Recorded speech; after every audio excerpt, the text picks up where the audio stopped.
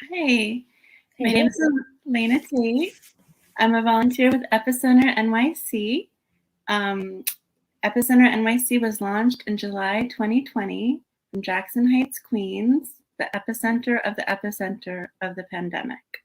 Since then, we've helped register over 5,000 people for vaccines. With me today is Chris Brewer, a fellow volunteer. Hello. Hey. And we are going to talk about how to talk to people who may not want to or feel they can get vaccinated. So, Chris, tell me, what are some success stories that you've had in talking to people about getting vaccinated?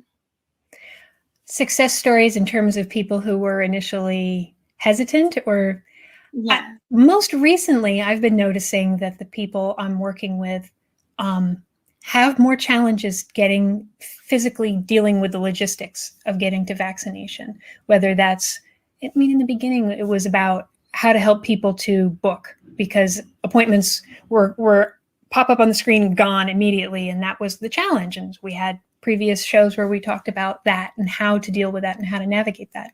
Now those appointments are available and sitting on the screen longer, but there are still people who have access issues with the internet. But there also just may be logistical challenges in their lives, knowing the vaccination site that's closest to them. What site do I go to book for that? So helping them through that maze is still important.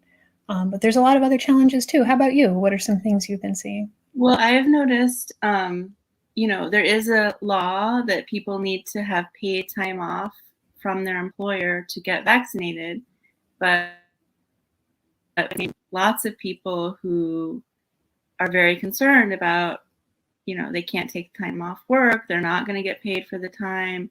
They're also worried about potential side effects if they would have to miss multiple days of work. So, right, it may not just be 4 hours.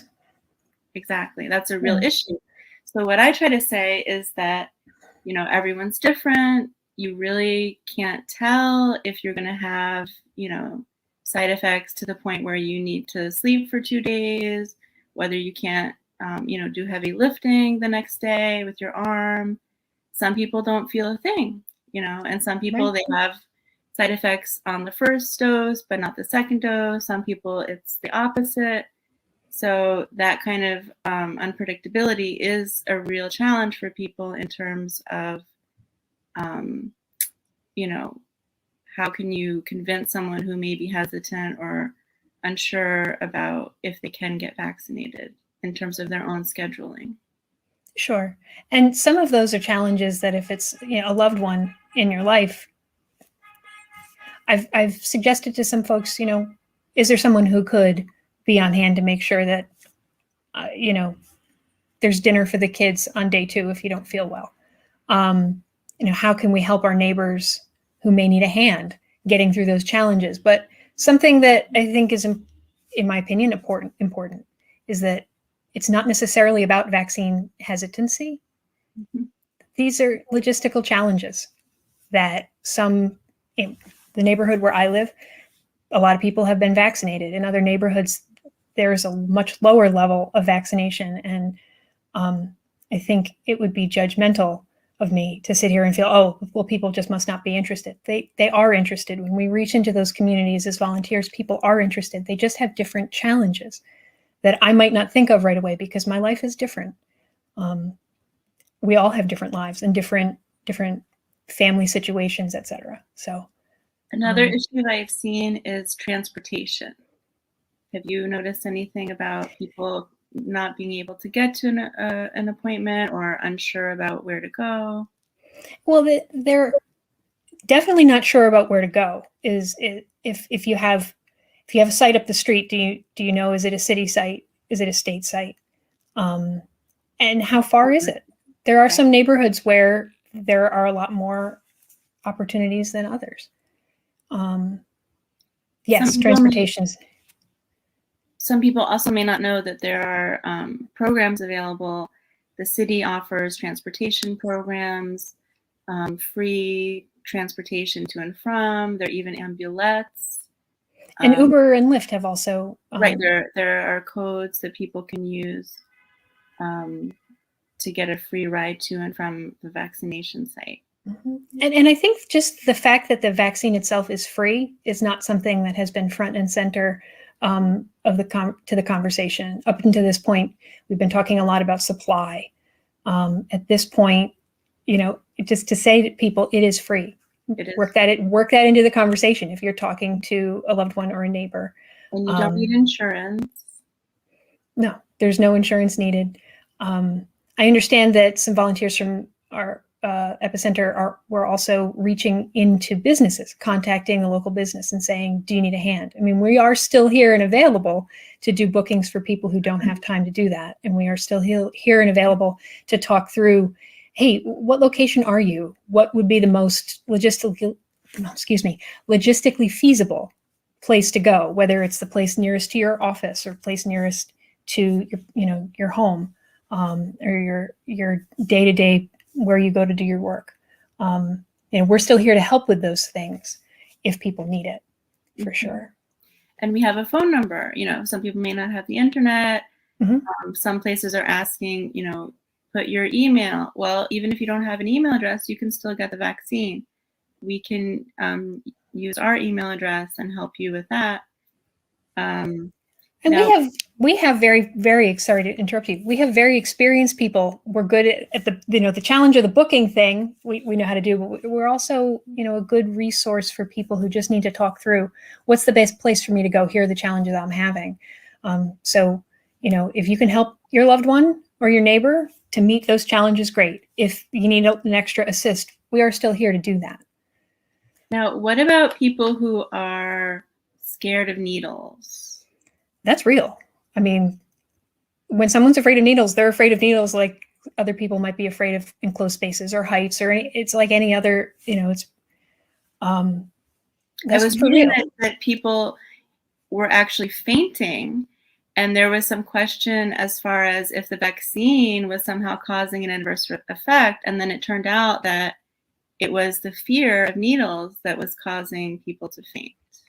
I have read some people on Twitter dialoguing with each other about strategies to deal with needle phobia, ranging from using like numbing spray like you might get at a waxing salon, and different strategies. And I remember one older woman that another volunteer and I sort of helped together. I did the booking, another volunteer interacted with her in a direct way. And, she was a significantly older senior who needed this vaccine, but she needed to get past this needle issue. And we set up an appointment a week out for her. She told us what she felt was approachable and comfortable for her. We met her where she was and she got the shot. She chose the J&J because at this point it's a one-shot recommendation for that vaccine. And it made it more approachable for her. And so, the initial challenge from my point of view was get as many people vaccinated as quickly as possible in bulk. Now these challenges are much more specific to the individual, but people still want the vaccine if we can meet them where they are.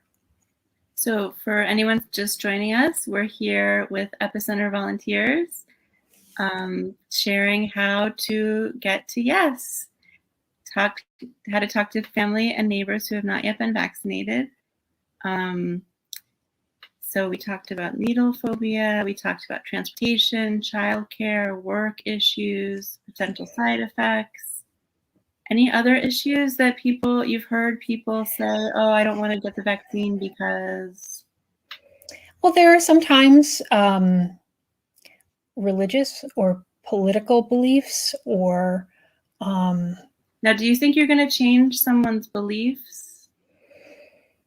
Look, I'm no expert on this, but my approach has been to be respectful of whatever anybody else's belief system is and let them know that just because they say to me, not today, that I'm still here. That's been my approach because I think getting aggressive in that situation is going to feel like aggression, trying to help. And you may actually back people even further into like my approach with people in my own life when I've had those interactions has been to say, okay, I'm still here. If anything changes about we're on this, I'll be here. And just leave it open. What I've noticed is the longer time goes on, then we'll know more and more people who have been vaccinated. At the beginning, I heard a lot of like, oh, I don't want to be a guinea pig. It hasn't been tested. It hasn't been approved. And now you see, there are millions of people in this country and around the world who've been vaccinated, very few serious side effects. Mm-hmm. And more people know someone personally who've been vaccinated. Sure.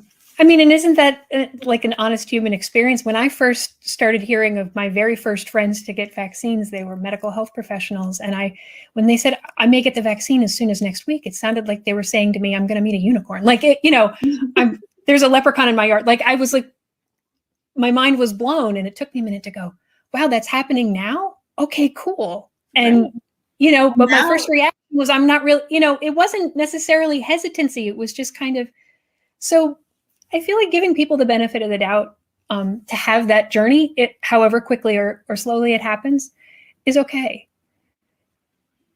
Definitely. And now we're seeing it come down in age. So, we could see children being vaccinated soon. Now, another thing that I also bring up with people who are like, no, I'm never going to get it. Most people have had some vaccine. People have had measles, mumps, rubella. People have had, now they have varicella, shingles. There's so many vaccines that people have probably already had. So the concept of a vaccination shouldn't really be that scary because they've already probably had something. So. Well, and now that there are various options, J&J is back and available.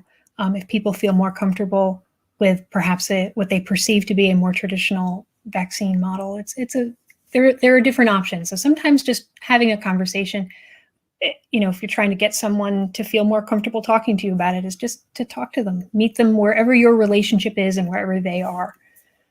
If it's someone I'm sorry, go ahead. Oh, it may not just be one conversation. Right. You may start the conversation and you may still keep talking about it. It may take a few weeks or months. Sure. I mean, is it the neighbor you run into outside every now and again, or is it a close friend or a family member? Those relationships are all different. And if it takes, you want them to, I mean, we always want our neighbors to want to speak to us, right? You don't want them to like go, oh, I don't want to talk to her. She's that annoying vaccine lady.